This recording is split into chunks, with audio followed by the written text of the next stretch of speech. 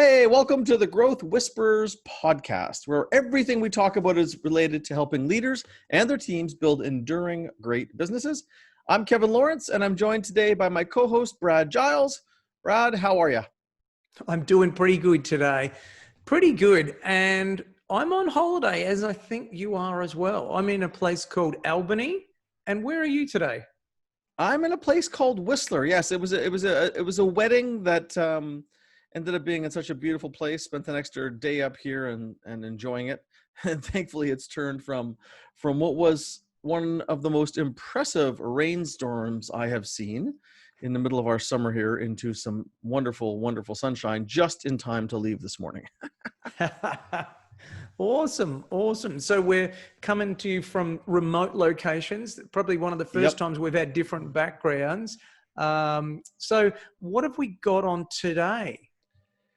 So we have a couple of interesting story just about one group that put together some predictions on what some mid-market CEOs see as the impact on businesses over the next 6 months, which was kind of surprising to both of us. Yeah. And then we're going to talk about this thing that we call toxic A players, which are high-performing people who kind of create a lot of frustration in the company, and why we have them, what's wrong with them or wrong with us, and then what do we do about it? It's something that we deal with a lot in our work, and obviously we want high performers because they're critical to our success, but these are extra special high performers. So we're going to dig into that a little bit. Awesome. That's exciting stuff. So let's get into it. So I'm going to start and talk about this survey that we found. So this survey was from an organization called Chief Outsiders, where they interviewed 172 CEOs of mid-market businesses. And from that survey, the really interesting thing that came out was that of those CEOs, almost none of them saw their business as significantly weakened by COVID crisis, looking out 6 months. So when they looked out from now, 6 months into the future, there was almost no one who could see themselves being significantly weakened in their business. And most CEOs expect normal or stronger than before COVID in that 6 month time frame. And I just wonder if they've been have they been to the optometrist? Are their glasses not working properly? You know, or maybe we need to visit an optometrist. I'm not sure, but that surprised the heck out of me. Now, like maybe it's just like PR and them wanting to be positive for the sake of their employees and their customers, and not create a bit of a pity party or create a cloudy day scenario by having negative, or what we would call honest thoughts about the probability of there being issues going forward. So you got to remember, for leaders, there is a PR version of their role to send out the right messages externally to keep consumption and confidence going. But maybe they're seeing stuff that we don't. I don't know. What do you think? So what you're saying is it could be a bit like if you talk to a real estate agent, it's always the best time to buy. Yes, exactly. Yeah. But CEOs, if it's in a survey and a format like that, you'd think they might be a little more honest. They're not making a public statement, or maybe they did, maybe it wasn't a statistical survey. We could dig into that. And maybe it was an interview-based survey where, there was names beside comments. I don't know. But no matter what, the question is if we look out 6 months, and let's say then we're looking out to, January of 2021, that is 6 months from now, and do we see that most businesses don't have any impact on them, like a negative impact from this COVID thing? That's not possible.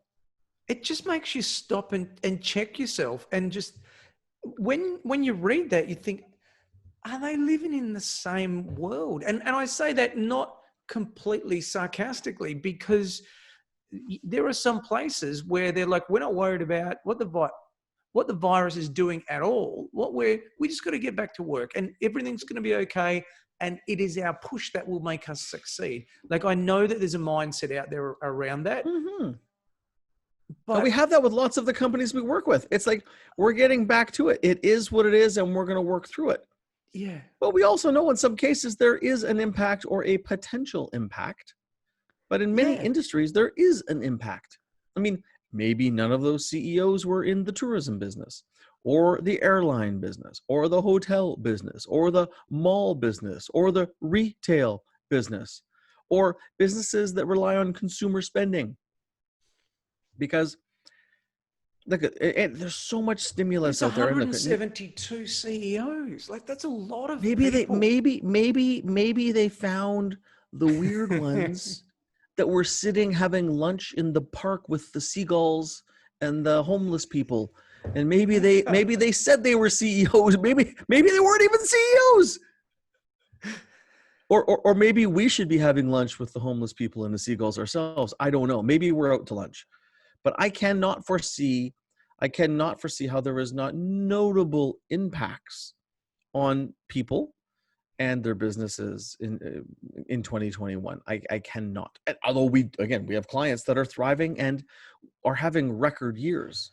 The good thing But about that's data, is that you can make it say what you want to say. But the way yes. that was written, almost no one sees their business significantly weakened. Like, it's hard to, I don't know. It's hard to come to that conclusion unless you had some kind of connection in the data to people saying that. And I Yeah, that's don't it. want to, Yeah. I don't want to think that we're like the pessimists. I don't think that we are. I think it's just, you look at the data, and we've got no real agenda here. Okay. I know that if you want No. to sell newspapers, the standard phrase is, if it bleeds, it leads. Like, you've got to be yelling Yes. as loud as you can, how scary and terrifying as that is. We've got Yes. no agenda on that. We don't care. We're just telling interesting stories and anecdotes and talking. And that's an interesting point, Brad, because we don't have an agenda. We are here to help business leaders, CEOs, move through whatever the market happens to be so they can continue to drive towards what their aspirations or their dreams, or what Collins would call their BHAG is. That's what we're here Yeah. for. Yeah. And we just deal with whatever comes along. So, and for us, there's actually more demand when things are a bit more turbulent and rough, but still we don't have an agenda but to help people. So it's interesting, and it could be something we're missing. What I have noticed, though, is, Brad, is that we are generally in a better position to see what's coming sometimes more than most of the CEOs. One, because they have to have an agenda because of their job, in their defense, Yeah. for sure. Secondly, we spend time talking to many different CEOs in many different industries, and we're professional learners. So we are always having our eye far away on the horizon to see what's Yeah. coming. And so maybe that's part of it.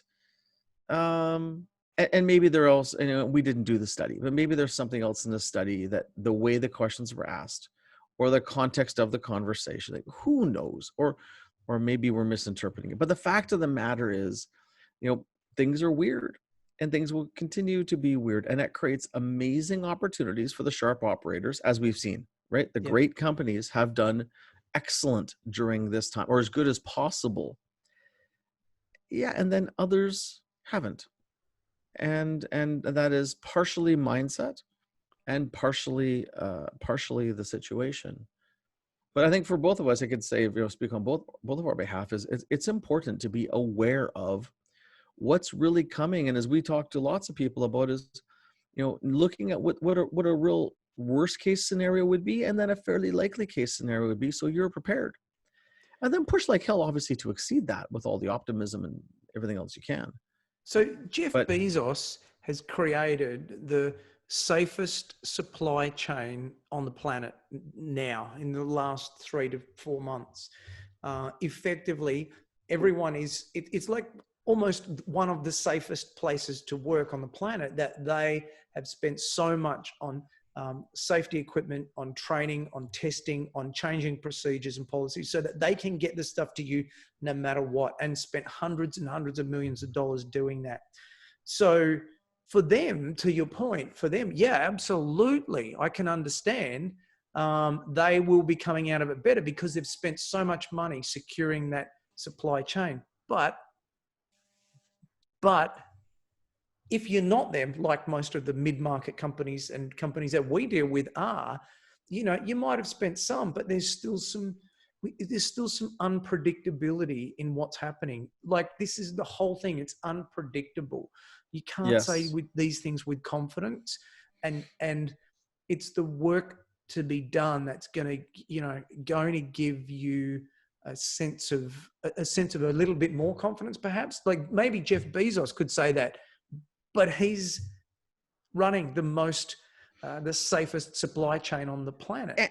And he's running a business that is also consistent and would thrive naturally in something called a pandemic, right? Yeah. Because it's delivered direct consumer. Drop it off at the door. No, contactless delivery. I mean, they are set up to thrive. If you were to build a business that would thrive in a pandemic, it would be a business like that. Or, we have something called Skip the Dishes, or an Uber Eats that delivers direct to you, or Instacart that delivers the groceries direct to you. So many of those are well set up to be able to thrive in this kind of environment, but not everyone is. So it's fascinating. And again, we want to see the best things happen. I think the best thing that people could do is to assume that this could continue for a long time. Yeah. This need to be safe, this need for humans to feel safe and just fully adapt it. And if we don't need it, that's cool. But it's interesting, even at this hotel up here in Whistler, it's a great hotel. Yeah. Well, it was a great hotel. Well, that's harsh. Come on. Four It is. seasons. It's the Four Seasons. It's an excellent hotel chain, but Brad, they don't clean your room.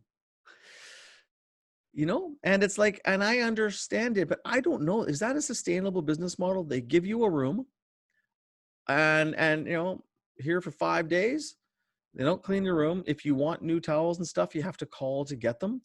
Like, that doesn't feel, I think there's got to be a better way. And I don't know what the better way is. I don't know.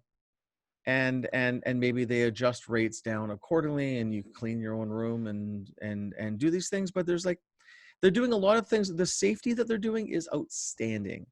You feel very, very safe in this hotel, but yet the experience is a couple notches down. It's not the typical Four Seasons or really high-end hotel experience. It's funny you say that. I'm in an Airbnb and they don't clean the room here either. It's correct, but that's what you expect with an Airbnb. It is. I know. You're not doing it for unsafe. It would feel less safe if you had your room and someone was coming in to clean it all the time. Let's say once a day, as they would, and they were changing the sheets. And maybe I'm just lazy, Brad, and I love it when someone cleans the place. Oh, look, I do too, but yeah. I imagine there'd be a lot of people who would be very anxious if there were cleaners coming into their room. I get the logic. of it. Look at for the staff to be in the room when there's somebody else in it. It's a riskier proposition, greater incidence of contamination. I just appreciate a luxury experience and service. I know. That's all. Oh, I know. Anyway, I definitely. So the root of it is that's an interesting study. And we need to be optimistic. We need to lead with a blend of optimism and realism. And for everyone else, it's just, if you think that everything's kind of back to normal and, all good in 6 months, like, I'd like to know your data sources. I'd like to know where you're pulling that from. Like, not how you feel and not what you hope for, but what are you actually seeing that is telling you that? And I see stimulus stopping or dropping. And I see unemployment going up, and consumer spending going down. And for a short period, it's going to come back and be great. But for a period of time, that's what, from the things that I am reading, that we're seeing. And I know you see the same things. So it's interesting. And I would love to be wrong. I always wonder, the people who publish the study or the newspaper, how do they make money? Okay, so Of course. you know the old adage, for the newspaper, if it bleeds, it leads, right? So we want to be as alarmist as possible, as we spoke about earlier. But if you're publishing a study, is it your hobby? Are you making money? If the data skews one way, are you not making money, or are there people who are paying for the study? Of Like it's course. really interesting, What and I'm not is your speaking. bias? What's your bias? And Yes, look for the I started my career data. in research. I studied my career in research, and I read this great book called Lying with Statistics.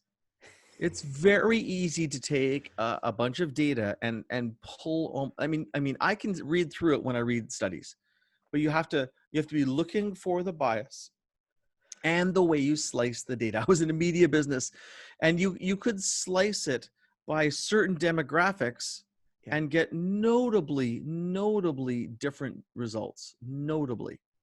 And by the way you would slice it or dice it. Anyways, it's fascinating. Yep. Um, and I'm like you, though. I always like to look to the source of who funded the study. And if you want to drive yourself crazy and you want to turn into a bit of a skeptic, look behind almost every study, and you can see, because you can influence things. Yeah. And unless you get into hardcore scientific studies. Anyway, it's fascinating. Go ahead, Brad. You got another thought there. No. So to close, for our listeners, the only thing that we're certain of is that we don't know. We don't know. Like we're seeing second waves of the pandemic happening all over the world, and we don't know what's going to happen. So we've got to preserve our cash. We've got to do nothing irrational. We've got to make the numbers. We've got to make the business profitable. The same thing that we were talking about months ago when we were talking about the hammer and the dance. Like we're in the dance, and there's things that are happening. There are spikes that are going to be suppressed, but we've got to have the cash and the resilience to get through that, because we don't know how long it's going to go. So the only thing we know, your emotions are great, not yours. The author's emotions of the survey and the CEOs are great, but be confident that we don't know and act accordingly. That's right. And if we were back in the days of Christopher Columbus or those people sailing across the great oceans of the world, if you didn't know whether it was going to take 2 weeks or 2 months, the smart people would have 3 or 4 months of preserves or food or water, whatever they needed, right? Because if you don't know, be in a position to win no matter what. And that is the name of the game of business.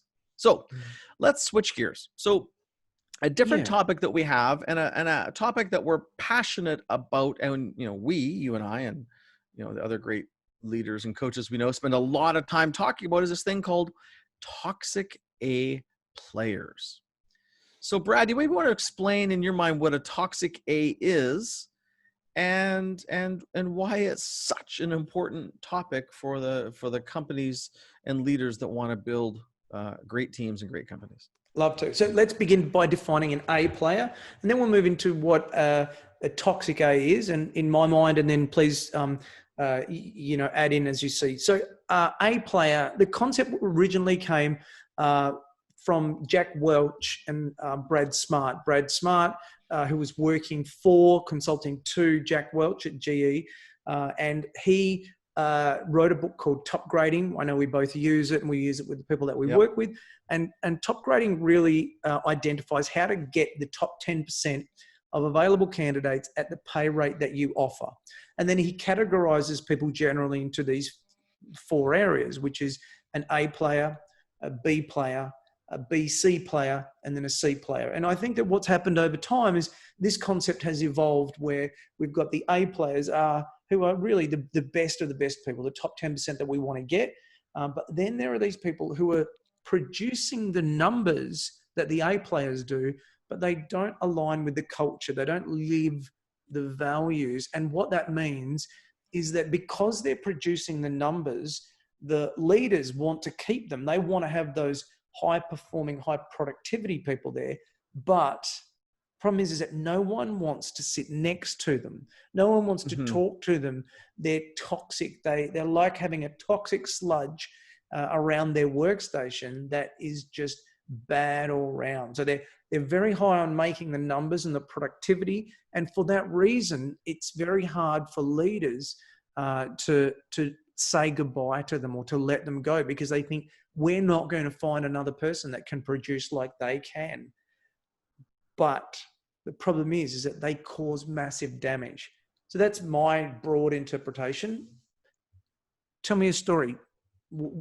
How can you Yeah. contribute and Well, add you know, flavor to that? and normally we know which department they're normally in. Yeah. Sales. Yeah. It's I was actually, going to say, it's, yeah.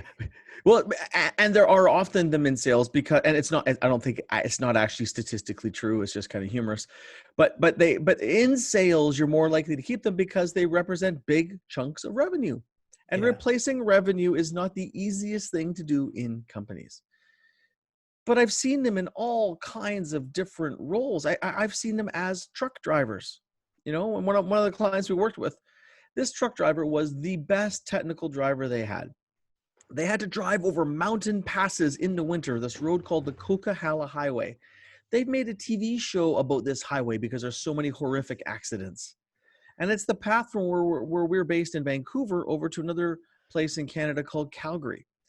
And this driver would drive over that mountain pass in any weather, always on time. His truck was perfectly maintained, the cleanest truck in the fleet. I mean, you could rely on this guy like a Swiss watch. He was amazing. Except they had the name of the company on their trailers. They would get on average a call every week or two from him Yeah. and his very aggressive driving, cutting somebody off on the highway. So he had a driven, aggressive personality, is why he'd drive in any conditions and never back down. And he Yeah. cared for his equipment, but he drove like a jerk. Yeah. So that's a very hard situation. He's the best driver they had, and yet he was endangering society while he was on the road. And I've seen many, many others. Another one, and so the driver one is a harder one to deal with, an easier one to deal with. And I remember I was working in the Middle East, and there was a general manager of a company that I was working with. The CEO or / chairman was not in the room. I was running the session on my own with this group, and the guy running the company was arrogant, condescending, and just a bad dude. And this company really, really took care of people. They had core values of integrity, and I forget the other exact words, but it was a company built on phenomenal ethics and phenomenal core values. This guy did not, and he was being disrespectful. And I'm running the session, and I basically challenged him and basically challenged him to stop his behavior. And I forget exactly what I said, but as I'm challenging him, and I know I started to watch his hands because I thought he was going to take a swing at me. Turns out, because in the work that we do, you're also trying to unpack the business, get clear on what's going on, and flush out the issues that are in the way. Yeah.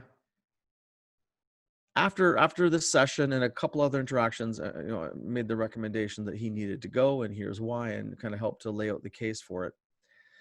When he finally was let go, let's just say that he had a creative way of increasing his salary using company resources. And we found some substantial numbers of ways that he had creatively increased his own salary in ways that he could have gone to jail. And it was fascinating. And what's interesting is just a little side note. And it's not with all toxic A's, but it's with really strong personalities that are often very, very controlling in companies, Yeah. i.e. In larger companies, they don't want to let people in, don't want you to look under the hood, don't want you to see what's going on. There's a pattern there of those people and funky stuff going on with the numbers or the money in the business, and it's sometimes going to the wrong places.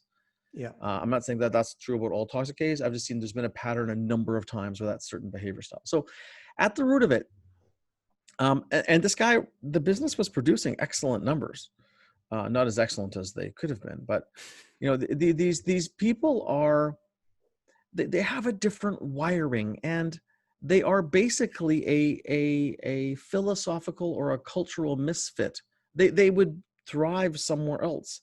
This guy might have done well in some sort of underground gambling organization or something where shadiness was Yeah. part of the operating system. Seriously, like I could not go work in some of these underground shady businesses because I have different values. But there's people who could. Yeah. And there's a place for everyone. And I mean it sincerely, it's not a backhand. It's like, there's places that have shady ethics. And so they need people with shady ethics to work in those environments. But for most of the companies we work with, so you're looking for people, what we call core values, people that their weirdness or the uniqueness fits with yours. And that's a Yeah. similar set of core values, and then they perform. So the root of it is that these toxic A's, they are very, very disruptive. And because your culture is not the words you have on the wall. The culture is the actual operating system that has to be in place to be in the company. And they undermine it. You can say everything you want about your culture. But if Frank, the truck driver, or Frank in sales, or Frank in accounting can get away with things that aren't consistent with your core values, then your core values are not even true anyways. Yeah. I've thought about this quite a bit over like last year or two, and there's something in your book that you talk about, which is you got to, and I apologize in advance if I get it wrong, but you got to clean up your emotional junk. And Yep. I reckon most advisors, coaches like you and I, who've spent time with leadership teams and watched this happen, because I'm not going to say countless, I've got a lot of similar examples of toxic A's. Oh yeah. And I've thought, you know what, maybe they just need to sort out their emotional junk. And I'm not saying that that's the cure, but when I've really looked at them and I've thought, They need therapy in a lot of cases, but they're not going to do it. they're not going to do it. I know, but I've thought, is that the reason? Is it just as simple as they haven't sorted out their emotional junk? They could be a player under a different set of circumstances. Yeah. Well, there's that, and there's also the wanting, though, Brad, because they're also different operating systems. They are generally, from our view, because you would imagine an A player, a true A player in many of the companies you work with could work in many of the companies you work with. Oh, totally. Like they are, Yeah. but also it's because the companies we work with will have similar core values to us as well. So that's not a true representation of the world. But yeah, the toxic behavior, there's a piece of it that is a different operating system. Yeah. i.e., in some companies, they actually really care about people. And some companies, people are really just numbers. Like, they pretend to care. So there's some things in terms of your philosophy of business. And some businesses really care about family and balance in life, and some don't, for example. Yeah. But a lot of it, if we go look at the people that we've had to get out of companies who were toxic A's, many of them have, we'll call it EQ/behavior problems, where they get in their own way. And that's true of many people that try to, of the ones who want to be senior execs or CEOs. The limiting belief usually is a lot of their own junk. I'll be very general here, but there's an executive in one company that we work with right now that would love to move to the next level. Yeah. And their chance is probably 0.001%, right? Because they got their own issues. And I think they've done some work cleaning it up, but they just still don't show up in a way where they're a great team player, and where they can be trusted for some things, like they're not going to steal from the company ever. Yeah. But around behavior and being a team player and working with the rest of the team, well, they just can't get out of their own way. They can't grow enough. So it's like if you think about core values like a spectrum rather than being Mm-hmm. binary, it's Yep. a toxic A player is not someone that, they live the core values some of the time or most of the time. It's that they are so kind of opposite to the core values as they exist in the organization that Yes. they've been labeled toxic. So rather than, Yes. excuse me, rather than yeah, just saying, well, they don't live our core values, therefore they're a toxic A player. What we're talking about is there is a group of people who act in a way that actually is almost opposite to the core values in many instances, and people don't even want to deal with them. And yeah, And they they're and get away with it. They get yeah, away with it. and they're very disruptive, and people know who they are, but they do get away with it. And we had one example of an executive, one company we work with, and in many cases, it's also our fault because this guy was promoted well beyond his capability. I think he's a good guy in his heart, but he'd been through some personal things recently, and he's very insecure, very, very insecure. And he would come in on the weekend, and he had a mostly female team. Mm-hmm. And he would come in on the weekend and talk about what he was up to on the weekend and his Oh, conquests on the weekend. oh Yeah. dear. Like the senior manager coming into his female staff talking about this stuff and bragging about things that, I mean, even in the locker room, some of that stuff is like, is kind of like not cool. But then you're Yeah. talking about it in the office, and like, not a bad guy, but he needs like some mentoring and some coaching and some freaking growing up to be able to do that stuff.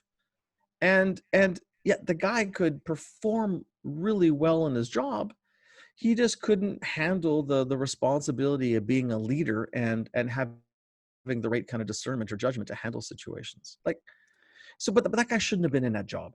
He Like was in the wrong seat on the he bus. was in the wrong seat. Now, you know, and I think some of the other stuff, because I've seen many times also where people need to be under a strong leader to help them grow. And you don't think Yeah. that people in their 40s and 50s need that, but they still do. And sometimes there's a leadership piece. But no matter what, our philosophy is, how do we help these people to get back onto the right path and give them Yeah. chances?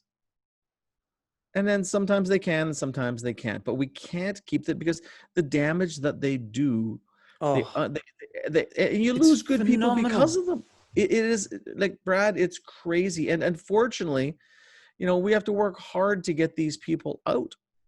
And yeah, I I remember remember on another that guy. point, on that point, I remember working hard to get someone out as an advisor. So I can remember I started working with this CEO, uh, and geez, it must have been our first meeting. He said, "Well, I've got this guy, and he's a problem. I don't know I don't know what to do with him, and he kind of clashes with the other staff, but he runs this part of the business, and it's really successful." And I could see, the first time he said it, I could see, okay, so this is a bit of a He's challenge. justifying it. He's justifying the jerk. Yeah. So this guy he'd run his own businesses before, and he'd been heavily involved in, let's just say, the party scene when he was younger, Yep. right?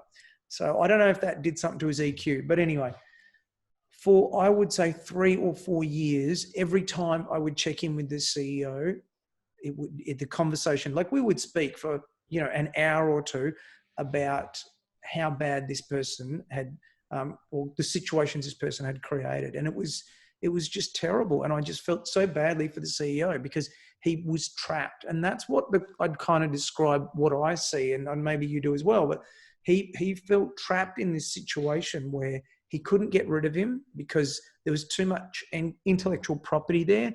There was Yep. too much there was too much uh, cost. He felt that the cost of losing potentially clients and potentially revenue. And I'd come back and I'd say, but how many people do you actually know who've told you have left because of this person? Oh, and there was a lot of people. But the damage is amazing. It's amazing the way that people get into these relationships with their employees. it's almost like a domestic violence situation Yep. without the violence. You know how people get Well, trapped. it's a different type of violence, and the root of it is in Brad and all the companies that we go into. In many ways, you know, I think of myself like a fitness trainer, and I'm trying to build up certain muscles in the CEO, Yeah, and having a higher standard and lower tolerance around either underperformers or toxic people is a muscle that we work to build. And sometimes, Brad, it takes 2 or 3 years. They may have been yeah, doing this for 20 years, but that muscle is not there. And whether it's because they don't believe they need it or they don't believe there's better ones out there, it's a muscle that we work on with people, and it takes a while. It's it's very well, 'cause otherwise you end up building mediocre teams. And I've got, you know, one company I'm yeah. working with at the moment, and a great company, but the team is almost non-existent. It's a bunch of individual players because there was some toxicity in the team, and the team hasn't worked together, and they found every way and every channel to not work together. And unfortunately, when you start getting weird people on your team, people start using informal channels, or they start communicating directly with the CEO too much. And you know, one of the things we talk to CEOs about is avoid making decisions with people talking to you one-on-one. Throw the decisions back into the team meeting, because then people won't debate in the meeting. They'll debate with you one-on-one, and then you don't get the full story. You need the full team to debate. But when you got Yeah. a toxic A in the room, it's hard to, you know, because if they're a dominant personality in the room, they will shut things down. They will tighten up conversations, tighten up the room, and debates won't happen appropriately. Or if they're a passive aggressive, they'll do weird stuff outside the room, or both. So it's real tough. So if we were to like give people some advice around these, by the way, in the companies that I'm in, like you and I both, we are sniffing out these people and finding Oh ways to yeah. get them a chance to shape up. But then if not, they got to go, and they got to Oh, go find. absolutely. Yeah. Yeah, We've, they're yeah, too try demanding. and And try and give advice. What about if we try this? What about if we try give that? feedback. Yeah. Last story I'll share, and we'll kind of close off. But I had one in a company we worked with, and he was a hot-headed Italian guy, and the Mm, stereotypical, and he was this real slick dude. He could have been on the cover of a magazine, and but insecure as hell and passionate as hell, and a way underdeveloped EQ. And he was used to just charming people and getting his way.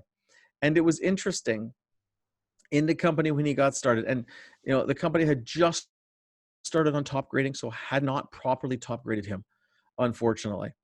And there was a few flags even in the basic interview process they used. But when a guy came into the company, I quite liked him personally, but he was just a terror, just a yeah. terror. And you know, it's like he wouldn't get his way and be like a child that would throw a temper tantrum. But the icing on the cake, it had a, you know, the company dealt in a very high end luxury business. So many of the people drove nice vehicles, nicer than average vehicles. They weren't driving Toyotas and Hondas and like that to work. But this guy had an extra special nice. He was actually, as a senior exec, he drove his Ferrari to work. Now, Mm. I'm a car guy. And if you want to have a Ferrari or a Lamborghini or whatever brand you love, that's great. Most companies don't drive it to work, to the corporate office. Yeah. And so I saw the Ferrari and I'm like, oh, because even that alone, if you would be as arrogant or insecure to drive that car to work every day, Yeah. that says something about you. And then we There's a had an event. message. It's a message. It's just in a fairly conservative, understated culture, although luxurious. Mhm. It's like one of these things is not like the other. There's a song that kind of goes with that. And I remember seeing him at an event, and the way that he showed up and the way he arrived and the way he handled himself, it was just like, and I tried giving this guy some feedback and he had to go. Yeah. And he would have been a fun guy to hang out with. And both, it was his attitude, his insecurity, his underdeveloped EQ, all of those things. Yeah, I think he was a pretty smart guy, but he got in his own way, in a way that he was destructive in the team. Yeah. and obviously to himself too, which is sad. So what would we leave people with on this, Brad? What is the advice that we would give to people around toxic A's? Because they're everywhere, and everyone listening is going to have most likely a couple of them in their company, whether in a senior Well, role or a frontline role. yeah, I mean, I guess first of all, are they a toxic A? Like, are they causing damage? We all have bad Yes. days, right? We all have situations. Let's look beyond that. So what we're saying is a person who makes the numbers that you don't want to get rid of because they make the numbers, but culturally, it's not that they don't fit well, it's that they're toxic. So with that, the first thing that comes to mind is draw a line in the sand. So at what point are you going to have this person either align and stop creating the damage or exit? So is that going to be in a week's time or a month or a year? But just kind of for a leader in your own head, set a date and say, this is when I've got to have this resolved. And then begin to own that date in your head that we've got to have this sorted out. Because like I gave that example before, this went on for years, and it can go on for years. And it was misery for both of them. It was just terrible. They were both miserable, and it dominated their thinking. Because I know I was in the CEO's head, like, metaphorically, it was terrible. So I guess the first thing I'm saying, set a date. Pick a date and say, this is when we've got to get this sorted out, and then walk backwards from that. And what about yourself? Yeah, I think so. So first of all is to make sure they have the feedback to know the behavior that's not acceptable and try and get them on side. Written goals, performance improvement plan. We have a very thorough 360 that we do internally in the firm. And we get both high performers who want to grow and these toxic people that are heading off into weird places. Phenomenal 360 that we do with interviews and recommendations crossed with their DISC personality profile, like to really give them the best chance for shaping up and growing into the role, because we do want these people to develop into the role. Secondly is when we're hiring, and that's why we have people that do top grading interviews, proper full-blown top grading interviews, because that behavior shows up in the meetings about how they talk about themselves and how they talk about other people and past experiences. So not letting them in the building to start with. And then, yes, finally picking a date. And I'm okay if the date is a year in the future. Some really family business type companies are so loyal to people that they want to give them 15 chances. Okay, well, let's just document the heck out of them and make them. But, by April of 2021, the person's exited the building. Yes, great. Let's move on. So making a serious commitment. But the real crime in this is when they're misbehave, but we don't let them know. And we don't let them know, as you said, that there's a line in the sand. And the final thought is, and don't spend too much time on them. Your existing A players, the gems in your company, are the ones that deserve most of your time and energy. And you don't want to get lost in the drama of all of this stuff. And there's a question. One of my a good friend and client, her name is Kate LeBlanc. She was co-founder of a company called Sage, a natural products company in Canada that's wildly successful.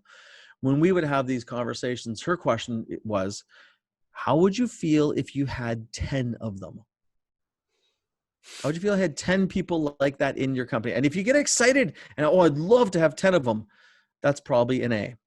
And if you start to cringe and dread it and like, I couldn't handle it, they're more likely in that toxic A category. So it's a great acid test kind of question. Yeah, absolutely. Would you enthusiastically clone them, not rehire, but clone them if you had the ability? That's a great question too.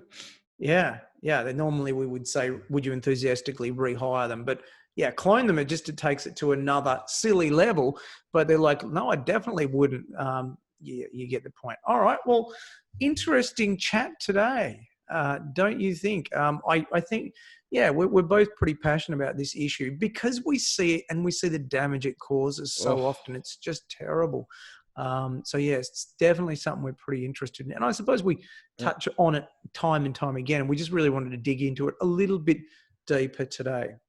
So with that, let's move to close. I'm Brad Giles and my co-host here, Kevin Lawrence, and we are together the Growth Whisperers. So thanks for listening today. You can find myself at evolutionpartners.com.au and Kevin at lawrenceandco.com. So thanks very much for listening, and we hope you have a great week. See you next time. Have a good one.